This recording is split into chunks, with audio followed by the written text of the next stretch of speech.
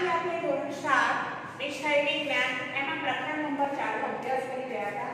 તો આપણે પ્રકરણ નંબર 4 ઉષ્માનો અભ્યાસ કરી રહ્યા હતા. તો વિદ્યાર્થી મિત્રો, ઉષ્મા એમ આપણે ઉષ્માનયન, પછી પ્રવાહી પદાર્થમાં ઉષ્મા,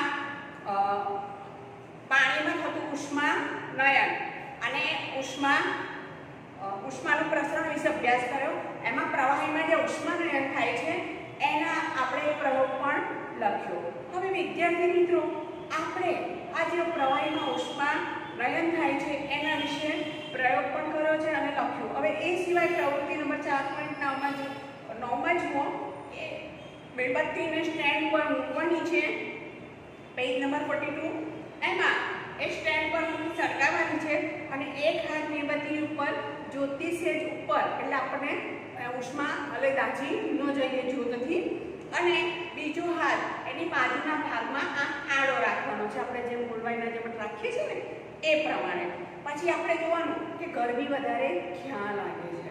તો તમે જોજો, જે ઉષ્મા ઉપર હશે બરાબર હાથ ઉપર, એને ઓછી લાગશે, પણ જે સાઈડમાં આપ રાખ્યો છે એને ગરમી થોડી લાગે છે. તો જ્યોતની બાજુમાં રાખેલો હાથને ઓછી હળવી ગરમી અનુભવતો નથી, કારણ કે એમાં ઉષ્માનું નયન થતું નથી. હવે સમુદ્ર કાંઠાના વિસ્તારમાં પણ એ પ્રમાણે જુઓ કે સમુદ્ર કિનારે જે બધા રહેતા હોય છે, તો દિવસમાં સમુદ્રના પાણી કરતાં શું થાય, જમીન ઝડપથી ગરમી થાય, કે સૂર્યના કિરણો જમીન પર પડે ને એટલે જમીન ઝડપથી ગરમી થાય છે.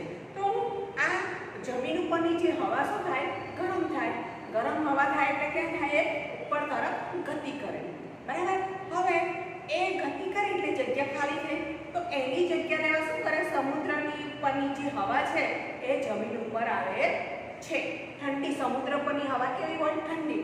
એ ઠંડી હવા ક્યાં આવશે, જમીન તરફ આવશે. હવે એ જમીન ઉપર આવશે અને ગરમ હવા ઉપર જશે.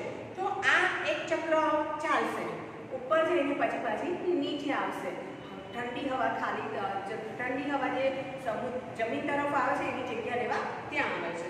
તો આ સમુદ્ર પરથી જે હવા આવે છે ક્યાં, જમીન ઉપર, તો એને આપણે દરિયાઈ લહેર કહીએ છીએ. શું કહે છે, દરિયાઈ લહેર કહેવામાં આવે છે. એક વિદ્યાર્થી મિત્રો યાદ રાખવાનું કે સમુદ્ર પરની હવા જમીન તરફ જે જાય છે, બરાબર, કેમ કે જમીન ઉપર હવા, જમીન ગરમ થાય એટલે હવા ગરમ ઉપર થાય, એટલે હવા ક્યાં જાય, ઉપરની તરફ જાય, એટલે સમુદ્ર પરની હવા જમીન તરફ આવે છે. તો એને આપણે દરિયાઈ લહેર કહીએ છીએ. પરીક્ષા પૂછાય દરિયાઈ લહેર એટલે શું. હવે એ જ સાથે ભૂલહેર, દરિયાઈ લહેર અને ભૂલહેર બંને એકબીજાના પ્રતિસ્પર્ધી છે. પ્રતિસ્પર્ધી એટલે કેવું, અહીંયા જો દરિયામાં શું છે, દરિયાનું સમુદ્ર પરની હવા જમીન તરફ આવે છે. હવે આ સમુદ્રની હવાને દરિયા કાંઠે રહેતા લોકો શું કરે છે, મકાનોની બારી સમુદ્ર તરફ રાખે છે, એટલે સમુદ્રની હવા ઠંડી ઘરમાં આવે. હવે રાત્રે શું થાય છે, આ દિવસની પોઝિશન લઈએ, બરાબર, સૂર્ય ક્યારે સવારે ઉગે આખો દી રહે એ. હવે રાત્રિના સમયની વાત કરીએ તો રાત્રે એનું ઉલટું થઈ જાય છે કે સમુદ્રના પાણીને જમીનની સાથે સાપેક્ષ એટલે બંનેને સાથે જોઈએ તો સમુદ્રનું પાણી ઠંડુ થતાં વાર લાગે છે અને જમીન ઉપરની હવા કેવી થઈ જાય છે, ઠંડી. જમીન કેવી શું છે, જલ્દી ઠંડી પડે છે. તો એ જે ઠંડી હવા છે એ સમુદ્ર તરફ જશે. ક્યાં જશે, રાત્રે સમુદ્ર તરફ જશે. એને આપણે ભૂલહેર કહેવામાં આવે છે. આ યાદ રાખો વિદ્યાર્થી મિત્રો, પરીક્ષામાં પૂછાય છે. બીજું એ સિવાય જોઈએ કે સૂર્ય એ એવું સેન્ટર છે, એવું ગ્રહ કુદરતે આપેલો છે કે એ બધી રીતે આપણને ઉપયોગી છે. તો સૂર્યને અનુલક્ષીને જ ફેરફારો જોવામાં આવે છે. તો સૂર્યના તડકાવાળો વિસ્તાર હોય ત્યાં આપણને શું લાગે, થોડો હૂંફ લાગે, પણ સૂર્યમાંથી આવતી જે ઉષ્મા છે એ આપણા સુધી પહોંચે છે, એમાં ઉષ્માવહન કે ઉષ્માનયનની દ્વારા પહોંચતું નથી. સૂર્ય તથા પૃથ્વી, બરાબર, વચ્ચેના મોટા ભાગમાં અવકાશમાં માધ્યમ પણ હોતું નથી, બરાબર. વાતાવરણ છે એ પછી અમુક જે વચ્ચેનું જગ્યા છે ત્યાં કોઈ માધ્યમ જોવા મળતું નથી. તો સૂર્યમાંથી આવતી જે ઉષ્મા છે એ આપણા દ્વારા પહોંચે છે. તો એ કઈ રીતે પહોંચે છે, તો ઉષ્મીય વિકિરણ. શું, ઉષ્મીય વિકિરણ. આ યાદ રાખો વિદ્યાર્થી મિત્રો. છે કયા, કારણ કે કોઈ માધ્યમ નથી હોતું છતાં પણ આપણા સુધી પહોંચે છે તો એને ઉષ્ણીય વિકિરણ કહે છે. દરિયાઈ લહેર, ભૂલહેર અને ઉષ્ણીય વિકિરણ. વિદ્યાર્થી મિત્રો, હવે આ જે વિકિરણ વાળા ઉષ્મા આપણે મેળવીએ છીએ, રસોઈના વાસણો આપણે જોડથી થોડા દૂર રાખીએ તો શું થાય છે, એ વાતાવરણમાં એની જે ઉષ્મા હોય છે ગુમાવે છે. તો આપણું શરીર પણ વિકિરણ દ્વારા આસપાસના વાતાવરણમાંથી ઉષ્મા આપે છે અને મેળવતું હોય છે, જે આપણને ધ્યાનમાં હોતું નથી. હવે બધા જ ગરમ પદાર્થો શું કરે છે, ઉષ્માનું વિકિરણ કરે છે. આ યાદ રાખો. અને આ ઉષ્મા પદાર્થની સપાટી પર શું થાય છે, આપાત થાય છે. એટલે કેટલો ભાગ શોષાઈ જાય છે અને કેટલો ભાગ પરાવર્તન પામે છે અને કેટલો ભાગ અંદરના ભાગમાં વહન પણ પામતો હોય છે. હવે પદાર્થમાં શોષાતી ઉષ્માને કારણે શું થાય છે, પદાર્થનું તાપમાન વધે છે. એટલે સૂર્યના તડકામાં હો ત્યારે આપણે ઘણા છત્રી વાપરે છે, બરાબર? કેમ કે છત્રીથી શું થાય, આપણા સુધી કિરણ પહોંચતા નથી. ઓકે, હવે સૂર્યની ઉષ્મા આપણા સુધી પહોંચતી નથી. હવે ઉનાળાની ઋતુ અને શિયાળાની ઋતુમાં આપણે પહેરવેશ જોઈએ છીએ, બરાબર? ઉનાળાની ઋતુમાં કપડાં જે પહેરીએ છીએ, શિયાળો આવે એટલે આપણે તરત જ ગરમ ધાબળા, શાલ, સ્વેટર, મફલર, ટોપી આ બધું કાઢતા હોઈએ છીએ, કારણ કે એનો ઉપયોગ કરીએ છીએ. અને પછી શિયાળો પતે એટલે સીધું મૂકી દઈએ છીએ. ઉનાળામાં આપણા કપડાં અલગ પ્રકારના હોય છે, તો એ વિશે જોઈએ. તો ઉનાળામાં આપણે હળવા રંગના વસ્ત્રો પહેરીએ છીએ, બરાબર? અને શિયાળામાં ઘેરા રંગના. પરીક્ષામાં કારણ પૂછાતું હોય છે, તે માટે પ્રયોગ છે. એ પ્રયોગ વિદ્યાર્થી મિત્રો આપણે લખવાનો છે. પ્રયોગ નંબર વિદ્યાર્થી મિત્રો આપણે પહેલો, બીજો, ત્રીજો કરેલો છે. નંબર 4, પ્રયોગ નંબર 4 લખવાનો છે વિદ્યાર્થી મિત્રો. એમાં આજની તારીખ 13/8/21 લખવાનું છે, બરાબર? તો પ્રયોગ નંબર 4 જોઈએ. એ જે આપણી પ્રવૃત્તિ છે એ પ્રયોગ નંબર આપણા માટે 4 છે. તો એ પ્રયોગ 4માં તારીખ લખો. હવે એમાં છે કાળા રંગની સપાટી સફેદ રંગની સપાટી કરતાં ઉષ્માનું શોષણ વધુ પ્રમાણમાં કરે છે, દર્શાવવાનું છે, બરાબર? કાળું, બ્લેક એન્ડ વ્હાઇટ એ સપાટી વિશે અભ્યાસ કરવાનો છે. એમાં સાધનો વિશે વિદ્યાર્થી મિત્રો લખો. સાધનો આપણને આકૃતિમાં આપ્યા છે એ પ્રમાણે સાધનો લેવાના છે. છતાં લખો, કાળો ડબ્બો લેવાનો છે અને બીજું છે સફેદ ડબ્બો. હવે વિદ્યાર્થી મિત્રો પદાર્થમાં લેવાનું છે પાણી. બરાબર? હવે વિદ્યાર્થી મિત્રો આકૃતિ જો, આકૃતિ જે આપી છે એઝ ઇટ ઇઝ તમારે બાજુમાં પેન્સિલથી દોરવાની છે, નામ નિર્દેશન સાથે. આકૃતિ જરૂરી છે, નામ નિર્દેશન સાથે આકૃતિ નહીં હોય તો 1 માર્ક્સ મળશે નહીં. પ્રયોગના 5 માર્ક્સ હોય છે, એમાં આકૃતિનો 1 માર્ક્સ હોય છે. હવે પદ્ધતિ બાજુમાં આપી છે. એ પતરાના એક સરખા 2 ડબ્બા લેવાના છે. એક ડબ્બાની બહારની સપાટી પર કાળો રંગ અને બીજા ઉપર સફેદ રંગ લગાડવાનો છે. હવે રંગ સુકાઈ જાય એટલે બંને ડબ્બામાં સમાન એના સરખું પાણી ભરવાનું છે અને બપોરના સમયે તડકામાં 1 કલાક રાખવાનું છે. નંબર 4, 1 કલાક પછી ડબ્બામાં રહેલા પાણીના ટેમ્પરેચર એટલે તાપમાનમાં નોંધવાના છે. બંનેમાં તફાવત છે એ જોવાનું છે. આ આપણું અવલોકન છે. તો એ અવલોકન વિશે લખો દરેક વિદ્યાર્થી મિત્રો. હવે અવલોકન લખશે. અવલોકનમાં વિદ્યાર્થી મિત્રો આપણે જોવાનું છે કે બંને ડબ્બાનું પાણીનું શું થયું. તો કાળા રંગને લખો વિદ્યાર્થી મિત્રો. કાળા રંગના ડબ્બામાંનું પાણી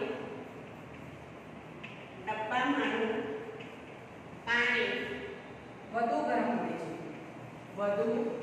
ગરમ હોય છે. હવે સફેદ રંગના ડબ્બામાંનું પાણી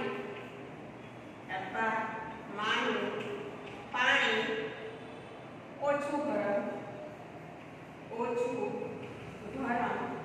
જણાય છે, બરાબર? આ અવલોકન થયું. એ પ્રયોગ દરમિયાન આપણને શું જોયું? હવે આવશે નિર્ણય. વિદ્યાર્થી મિત્રો આવશે નિર્ણય. તો વિદ્યાર્થી મિત્રો નિર્ણયમાં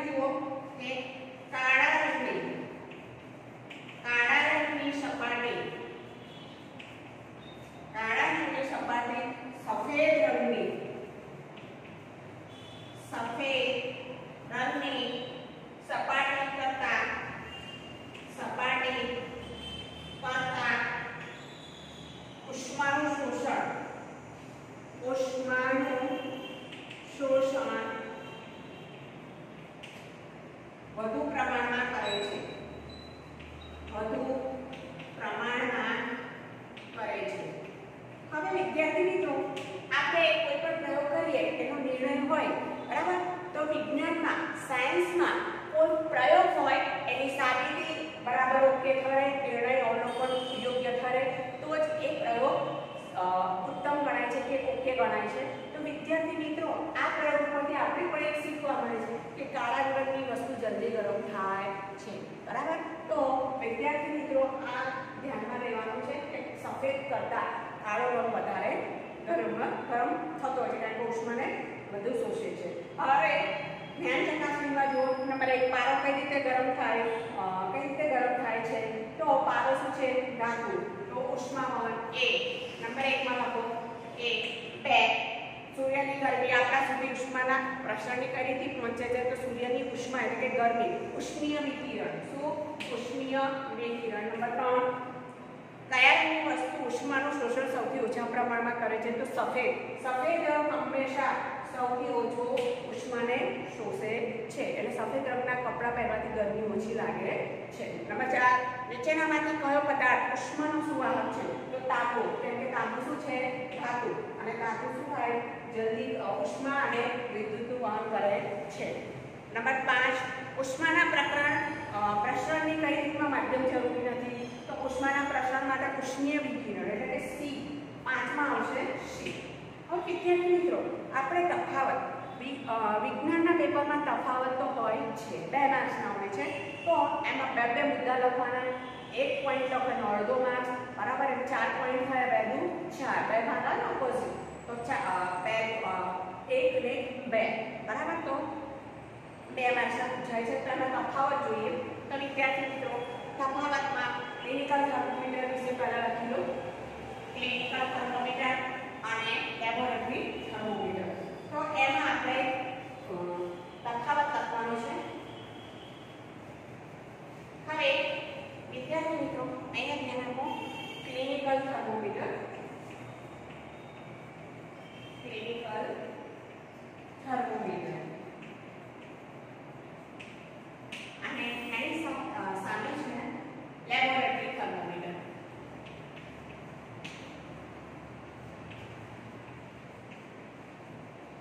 હવે આમાં એક મુદ્દા લખવાના છે. તમે મારી પહેલા લખીશું કે ક્લિનિકલ થર્મોમીટર છે એમાં, બરાબર? તો તેમાં 35 ડિગ્રી સેલ્સિયસ થી 45 ડિગ્રી સેલ્સિયસ સુધીના તાપમાન દર્શાવતા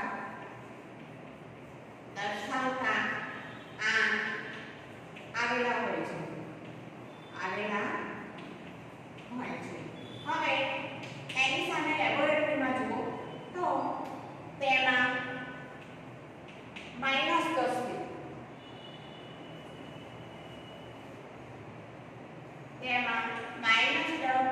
ડિગ્રી સેલ્સિયસ થી 110 ડિગ્રી સેલ્સિયસ સુધીના તાપમાન દર્શાવતા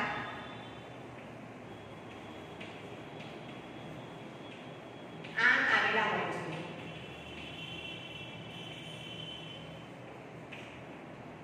હવે બીજો મુદ્દો જોઈએ. ક્લિનિકલ થર્મોમીટરમાં જુઓ વિદ્યાર્થી મિત્રો, તે શરીરનું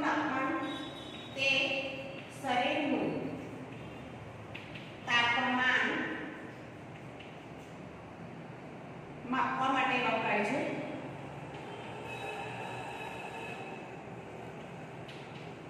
અને લેબોરેટરીમાં જોઈએ તો તે પદાર્થનું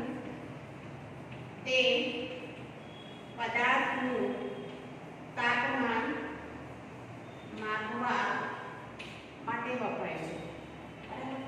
હવે પ્રયોગ પૂર્ણ થયો વિદ્યાર્થી મિત્રો. તમારે પ્રયોગ 4 સુધી આપણે કમ્પ્લીટ થઈ ગયું છે.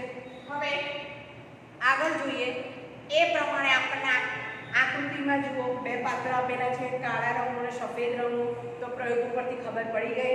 હવે પ્રવૃત્તિ 4.11 એ પણ એ રીતે આપણને આપ્યું છે. હવે શિયાળામાં ઊનના વસ્ત્રો આપણને હૂંફ આપે છે. તો શિયાળામાં શું થાય છે? ઊનના વસ્ત્રો પહેરીએ છીએ તો ઊન શું છે? ઉષ્માનું મંદવાહક છે. એટલે ઊનના રેસાઓ વચ્ચે શું થાય છે? હવા ભરાઈ રહે છે અને એ હવા આપણા શરીરની ઉષ્માને વાતાવરણમાં જતી અટકાવે છે. એટલે આપણને હૂંફ અનુભવાય છે. વૈજ્ઞાનિક કારણ પૂછાતા હોય છે તો ધ્યાનમાં રાખો. શિયાળાની ઋતુમાં આપણે એક જણ બ્લેન્કેટ ઓઢીએ છીએ, બે પાછળ બ્લેન્કેટ ઓઢીએ છીએ, બરાબર? આ રીતે.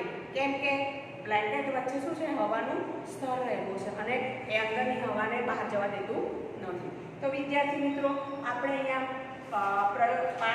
પ્રકરણ નંબર 4 ઉષ્મા પૂરું થાય છે પ્રયોગ સાથે. હવે પ્રકરણ નંબર 5 આયા એસિડ, બેઝ અને ક્ષાર.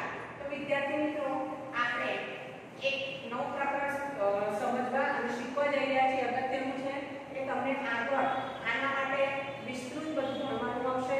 તો અત્યારે થોડું ધ્યાન આપશો તો તમને વાંધો આવશે નહીં. અને આ અગત્યનું છે કે જે આપણે રોજિંદી ક્રિયાઓમાં ઘણું બધું આપણે અનુભવતા હોય છે પણ આપણે વૈજ્ઞાનિક દ્રષ્ટિથી એને જોતા હોતા નથી. તો આપણા પ્રકરણનું નામ છે એસિડ, બેઝ અને ક્ષાર. તો વિદ્યાર્થી મિત્રો, આ એસિડ, બેઝ અને ક્ષાર વિશે જોઈએ તો એમાં વિદ્યાર્થી મિત્રો આપણને આપેલું છે વિદ્યાર્થી મિત્રો કે આપણે ખોરાક બધાનો આપણે અગાઉ ધોરણ 6 માં ભણી ગયા, બરાબર? કે ખોરાક, બરાબર? ખોરાક વિશે જોયું તો ખોરાકમાં આપણે ઘણું બધું વાપરીએ છીએ. એમાં લીંબુ, આંબલી, મીઠું, ખાંડ, વિનેગર બધું જ આપણે વાપરીતા હોઈએ છીએ. ફક્ત સ્વાદ કરીને વાપરતા હોઈએ છીએ. તો એમાં આપણે ચાખીને ખબર બી પડે છે, બરાબર? પણ અમુક ધ્યાન આપતા નથી. પણ ઘણીવાર એવું હોય છે કે આપણે કોઈ પદાર્થને ચાખવા માટે ના કહીએ છીએ, બરાબર? ત્યાં સુધી ચાખવાનું હોતું નથી. કારણ કે આને સ્પર્શ પણ કરવાનો હોતો નથી, કારણ કે એનાથી નુકસાન થવા સંભવ છે. તો એ પ્રમાણે રીતે કોષ્ટક છે 5.1. તો 5.1 માં વિદ્યાર્થી મિત્રો આપણને પદાર્થ આપેલા છે અને પદાર્થની સામે સ્વાદ આપ્યા છે. તો એ જે સ્વાદ છે, બરાબર? એ સ્વાદ વિશે આપણે લખવાનું છે. હવે વિદ્યાર્થી મિત્રો, દરેકે આ સ્વાદ વિશે અનુભવ કરેલો છે અને દરેકને ખબર છે. તો વિદ્યાર્થી મિત્રો, આપણે પહેલા લઈએ આ સ્વાદ વિશે જોઈએ, પછી આપણે આના વિશે અભ્યાસ કરીએ. તો એમાં પહેલો છે લીંબુનો રસ.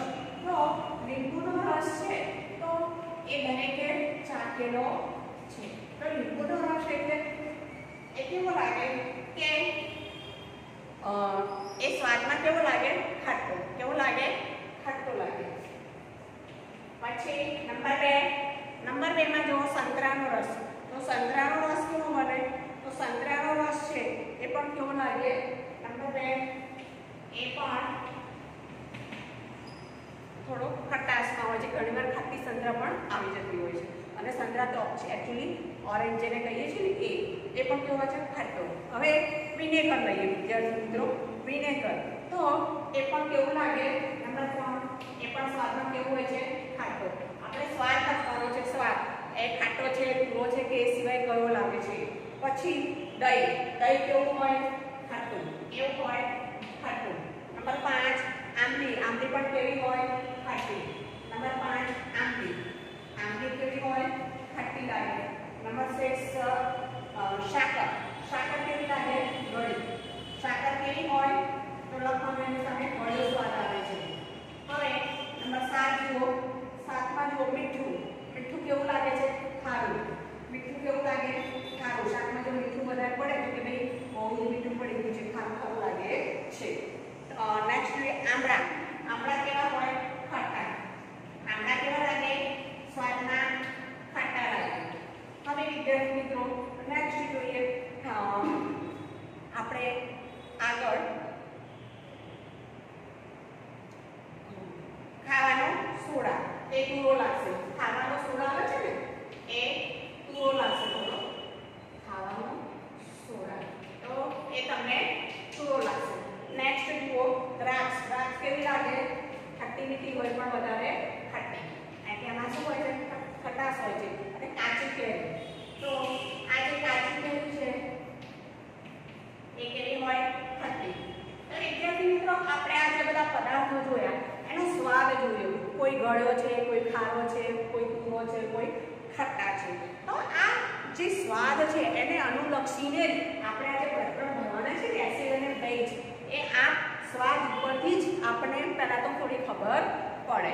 તો વિદ્યાર્થી મિત્રો, એસિડ અને બેઝ શું એના વિશે જોઈએ તો દહીં, લીંબુનો રસ, નારંગીનો રસ, વિનેગર, બધા કેવા છે ખટ્ટા. તો ખાટો કેમ લાગે છે? કેમ કે એની અંદર શું હોય છે? એસિડ રહેલું છે. શું રહેલું છે?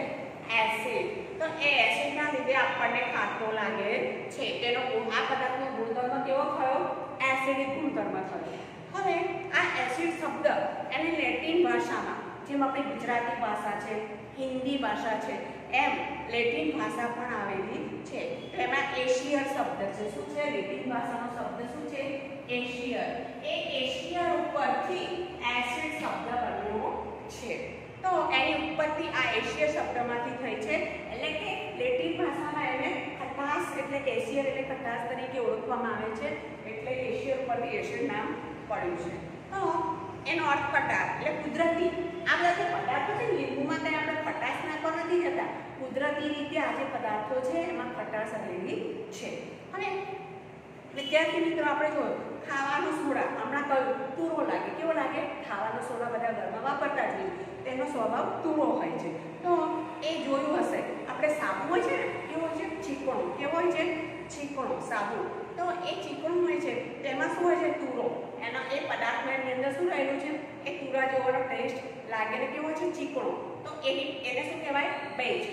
શું કહેવાય? બેઝ. અને એની પ્રકૃતિ જે છે એને શું કહેવાય? બેઝિક પ્રકૃતિ કહેવાય. જે એસિડિક છે એમ એને બેઝિક પણ કહેવામાં આવે છે. હવે આ પદાર્થ એસિડ છે કે બેઝ, એ આપણને સ્વાદથી બધા તો ચાખવાના હોય નહીં કે આપણને ખબર પડે. તો એ માટે પદાર્થ એસિડિક છે કે બેઝ એનું પરીક્ષણ કરવા માટે અમુક પ્રકારના પદાર્થોનો ઉપયોગ કરવામાં આવે છે, જેને સૂચક કહેવામાં આવે છે. શું કહેવામાં આવે છે વિદ્યાર્થી મિત્રો? સૂચક કહેવામાં આવે છે. આ સૂચક વાપરવાથી આપણને ખબર પડે કે તે એસિડિક છે કે બેઝિક. તો આ સૂચક તરીકે શું વપરાય છે? પરીક્ષામાં પૂછાય છે સૂચકો કુદરતી રીતે મળતા વર્ણવો. તો હળદર આપણે રસોઈમાં વાપરીએ છીએ. એ પછી લિટમસ પત્ર, એના વિશે આપણે ભણીશું. હવે બીજું જાસૂદની પાંદડીઓ. જાસૂદનું ફૂલ આવે છે ને, એ જાસૂદના ફૂલની જે પાંદડીઓ હોય છે એનો પણ સૂચક તરીકે ઉપયોગ કરવામાં આવે છે. તો આ બધા શું છે? સૂચકો છે, કુદરતી રીતે મળતા. તો પરીક્ષામાં પૂછાતું હોય સૂચકોના નામ લખો તો આપણને ખબર હોવું જોઈએ.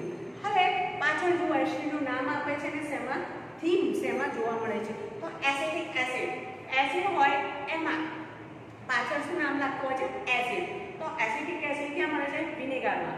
પછી ફોર્મિક એસિડ કીડીના ડંખમાં. કીડી જ્યારે ડંખે ને તો આપણને ચટકા જેવું લાગે આમ બરાબર. એમાં શું છે? Formic acid. એટલે આપણને એવું થાય છે. સાઇટ્રિક એસિડ, નારંગી, લીંબુ જેવા ખાટા ફળો હોય છે, જે ફળો ખાટા હોય ને એ બધામાં શું હોય? Citric acid. વિદ્યાર્થી મિત્રો, આ ખાસ કોષ્ટક ભણવાનું છે. પરીક્ષામાં પૂછાતું હોય છે કયો આ વિનેગરમાં કયો એસિડ જોવા મળે છે અથવા એસિડિક એસિડ શેમાં જોવા મળે છે. બંને ઓપ્શનમાં એટલે મીન્સ વિરોધી તરીકે પ્રશ્નમાં પૂછાઈ શકે છે. આગળ લેક્ટિક એસિડ, દૂધમાંથી જે દહીં બને છે ને એ દહીંમાં શું હોય છે? Lactic acid. તો ઓક્ઝેલિક એસિડ, પાલક, આપણે જે પાલકની ભાજી ખાઈએ છીએ ને એમાં ઓક્ઝેલિક એસિડ રહેલો છે. પછી આંબળા અને સાઇટ્રસ ફળોમાં એસ્કોર્બિક એસિડ એટલે કે વિટામિન સી જે કહીએ છીએ એ. હવે આંબલી, દ્રાક્ષ, અને કાચી કેરી, આ બધામાં શું છે? Tartaric acid. શું છે? Tartaric acid. તો વિદ્યાર્થી મિત્રો, આ બધા એસિડ જોવા મળે છે અને બધા કેવા છે? ખટ્ટા. હવે ઉપરના બધા એસિડ કુદરતી છે. હવે એ પ્રમાણે બેઝ જુઓ તો કેલ્શિયમ હાઇડ્રોક્સાઇડ, ચૂનાનું જે પાણી હોય છે ને એમાં કેલ્શિયમ હાઇડ્રોક્સાઇડ હોય છે અને કાચ સાફ કરવા માટે એમોનિયમ હાઇડ્રોક્સાઇડનો ઉપયોગ કરાય છે. અને સાબુમાં સોડિયમ હાઇડ્રોક્સાઇડ અને પોટેશિયમ હાઇડ્રોક્સાઇડ બંનેનો ઉપયોગ થાય છે. અને મિલ્ક ઓફ મેગ્નેશિયમ, એમાં મેગ્નેશિયમ હાઇડ્રોક્સાઇડ જોવા મળે છે. અને વિદ્યાર્થી મિત્રો, પ્રકરણ 5 છે એ તમે વાંચીને તૈયાર રાખજો. અગાઉ આપણે થોડો અભ્યાસ કરશો.